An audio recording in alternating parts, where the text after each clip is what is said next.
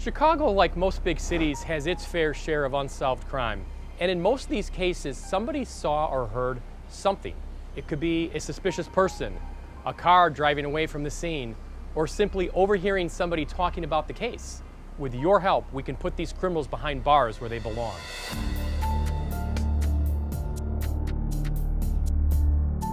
Here in Chicago, we have too many unsolved murders. We need your help.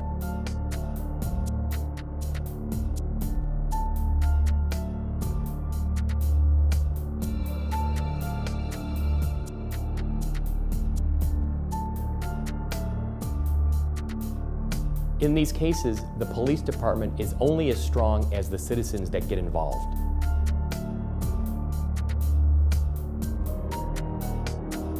Oftentimes, all the detectives need is a tip, a start. Somebody to call in and say, I saw something. Any little information that you know can be the impetus to solve the entire case.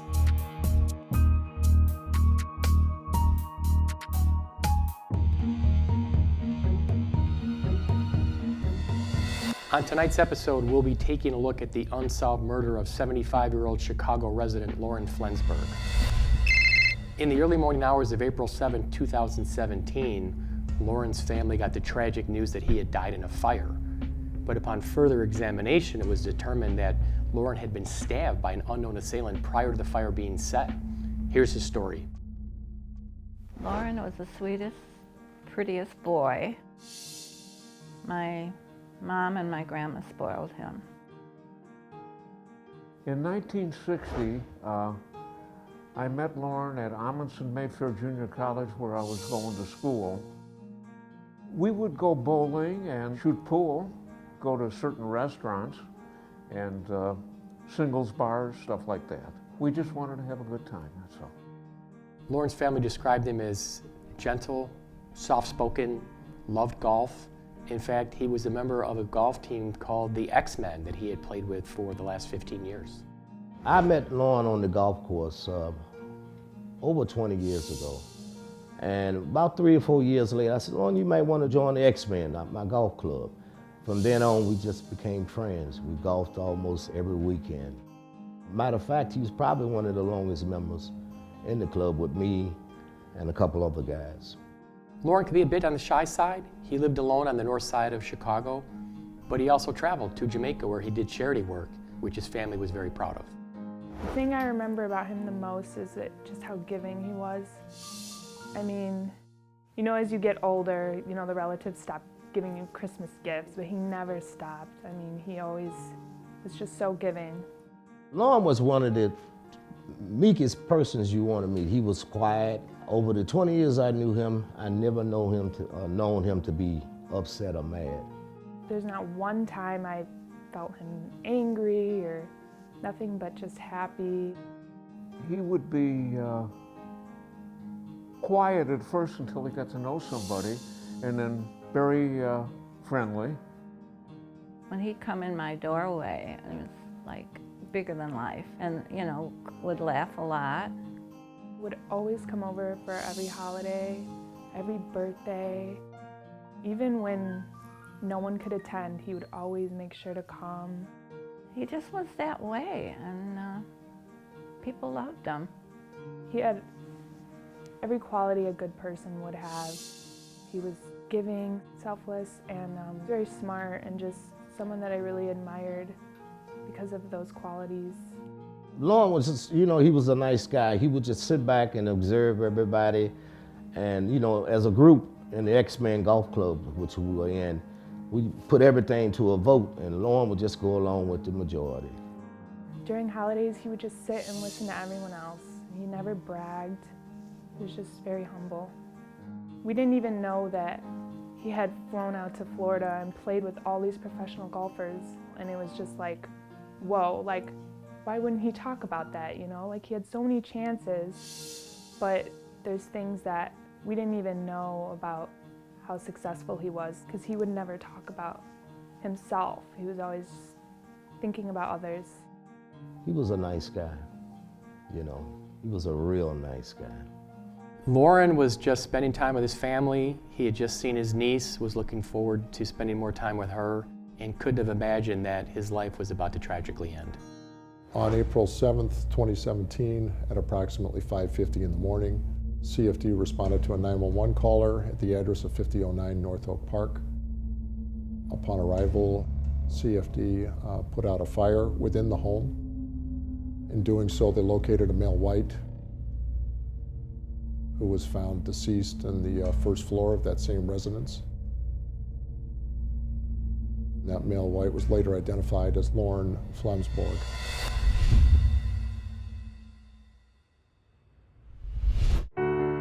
Have you been in an accident? Have you been the victim of discrimination or had your rights violated? Have you been injured? If so, the lawyers at Hale Law would love to talk to you. We offer a free consultation. Call me, Andy Hale, 312-870-6926.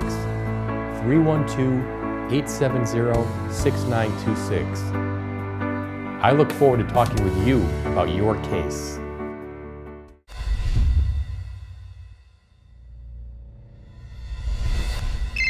The day before, Loren spoke on the phone with his sister. He was described as being upbeat, positive, no signs whatsoever of any kind of issues or impending trouble. I talked to him the night before and we chatted and I invited him for Easter. The last thing he said to me, I'm going to call Peter. He said, I haven't seen him in a long time. And I said, don't wait. I said, don't call him, go over there. And I wish the heck he would have. The week before the incident, Loren met with his niece who was pregnant. He was really looking forward to the birth of her child. I was 8 months pregnant, and I had actually seen him a week before it happened. We were just talking about how excited he was to meet my daughter, and it just really affects me that he never got to do that. The Saturday before that incident, we had dinner, and usually I wouldn't call him on the phone until Friday to make arrangements to go out Saturday, to meet for dinner wherever we were going to meet. I had heard on the radio about the incident and that something had happened in Big Oaks neighborhood. And I said, that's Loren's neighborhood. I wonder what happened. And I didn't know at first. And then we got word that a fire started in his house. No one knows exactly what took place in Loren's home that night. He lived alone in Wrigleyville and would have come home and prepared for bed, not knowing what was in store for him later that evening. On April 7th, anytime in between 5:45 and 5:50 in the morning, OMC received a call from a 911 caller reporting a fire at the address of 5009 North Oak Park. The fire moved up the stairs to where Loren's body laid. A firefighter responded to a call of smoke coming from Loren's house about 6 in the morning. CFD responded to the scene and quickly extinguished the fire. After the fire was out, CFD then located the remains of a male white, and that male white was subsequently identified as Loren Flensburg. Loren's remains were then taken to the medical examiner's office where an autopsy was conducted. And as a result of the autopsy, we subsequently learned that Loren also had suffered some stab wounds. It was then that they determined that Loren had died not from smoke, but from a stabbing. It was very upsetting because I had just spoken to him like maybe 3 weeks earlier, and to get a call from Atlanta, I was just shocked. I'm like, because I got a voicemail, and that's what really made me upset, because I heard it on the voicemail, I was at lunch with my friend and I got a text from my older sister, and all it said was, Uncle Loren died in a fire. I didn't believe it. I didn't want to believe it. I just got chills. So many questions went through my head, like how, why. So I left lunch. I went straight to my grandma's. I remember walking in, my grandma was just crying. You can't believe hearing something like that about somebody you love. I mean, it was bad enough that he died, but not horrendously like he did. He suffered. The next day, I think it was, we went to the house. He was gone, of course. They said it was a crime scene. From what we understand, the night before, Loren was home. It seems as though he may have gone to bed late at night as he was tired, and he appeared to have been alone. Sometime in the night, an unknown person must have entered Loren's room and attacked him with a knife. It was there that he died, and shortly thereafter, a fire broke out in his house.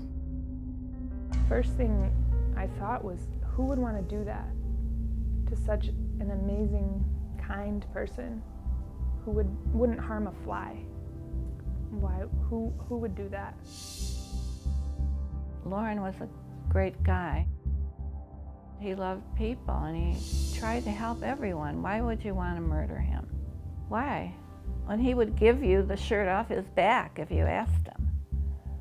Instead of breaking in, doing terrible things to him, when I think of how he must have suffered. And I just hope it wasn't somebody that he loved that did it. I just hope so.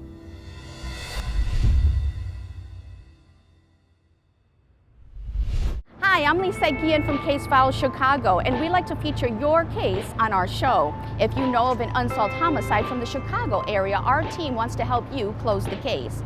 Please visit our website at www.casefileschicago.com. While you're there, you can also view our database of unsolved murders that need your assistance. Only by working together can we solve these crimes and help heal our city. Thank you, Chicago, and stay safe.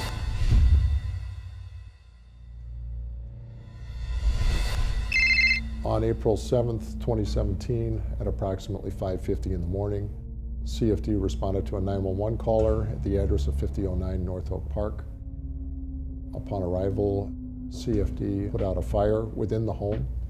In doing so, they located a male white who was found deceased in the first floor of that same residence. And that male white was later identified as Loren Flensborg. I was just speechless. I was stuck. You know, I couldn't understand. I was just heartbroken. And after that, I notified all the X-Men in the group. And from then on, it was just unreal. You know, it was just unreal. For a long time, I just couldn't believe it, you know. Detectives canvassed the area, spoke with neighbors, searched for cameras, and evidence was collected within the home. I can't think of who he would anger that much. I mean, like I said, I've never even seen him angry. He loved everyone.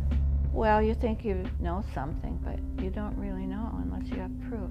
So your mind goes to somebody that's maybe been in trouble before, or start talking to the neighbors and find out things about this guy or that guy or this woman or that woman. The area is primarily residential. Loren's home was a two-story single family. The 5,000 block of North Oak Park in that area is a one-way avenue southbound. It's just a very quiet residential neighborhood. You watch things like this on TV, on the news, and you're sad for that family, but you really don't know what those families are going through until it happens to you, and it's like surreal. I learned some details through his sister Nancy, what they told her. And it's an open case. All those cases of murder are open, but so far there's been no result. Several items from inside the home were recovered, and those were subsequently tested for some sort of flammable or accelerant that arson usually tests for in all of these fire scenes. Fire officials are still working to determine what caused the fire at Lauren's home that morning, and Area North police officers and detectives are searching for Lauren's killer. We do the follow-up investigation, or assigned to the follow-up investigation, and part of that is going back out to the neighborhood and conducting a recanvass. We also had the ATF come out and assist us with additional samples, as well as an arson dog to also attempt to detect accelerants. And then we started to interview family members and friends, people closest to Lauren, to try and find out if he was having any problems prior to this incident, if he was having arguments or issues. This is gonna be like the first season where we won't be golfing together. The last time we did a commemoration for him was Father's Day last year. We had some commemorative golf balls made up, we had his name on it, and normally we do our normal X-Men Father's Day t-shirts, and on every hole we left that golf ball there for him. Because Lauren was an X-Man, you know, he was an X-Man. From what we learned speaking with family and friends, Lauren was a very well-liked person. He owned a couple of buildings in Wrigleyville, so everybody in that area where he was very well respected and liked. At the time of his death, he was a 75-year-old man, so he was retired, but he spent most of his days around his buildings, which he still had two on the north side of Chicago, fixing his buildings, repairing them, caring for them. Lauren was a peaceful and compassionate man. He did not deserve to die like this. When somebody's gone that you're friends with, it does change your life. Not for the better either, not for the better. I mean, I cannot blame anyone, but I hope someday they'll step forward and get it off their chest, you know? It's gotta be terrible.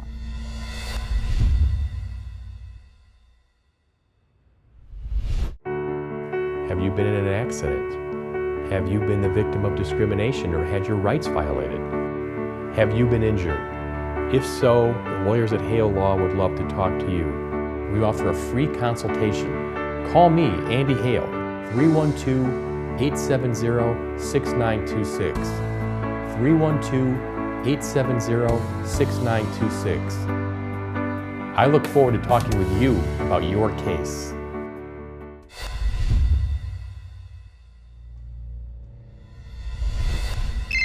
On April 7th, anytime in between 5:45 and 5:50 in the morning, OEMC received a call from a 911 caller reporting a fire at the address of 5009 North Oak Park. CFD responded to the scene and quickly extinguished the fire. After the fire was out, CFD then located the remains of a male white, and that male white was subsequently identified as Loren Flensborg. Lauren's remains were then taken to the medical examiner's office where an autopsy was conducted. And as a result of the autopsy, we subsequently learned that Lauren also had suffered some stab wounds.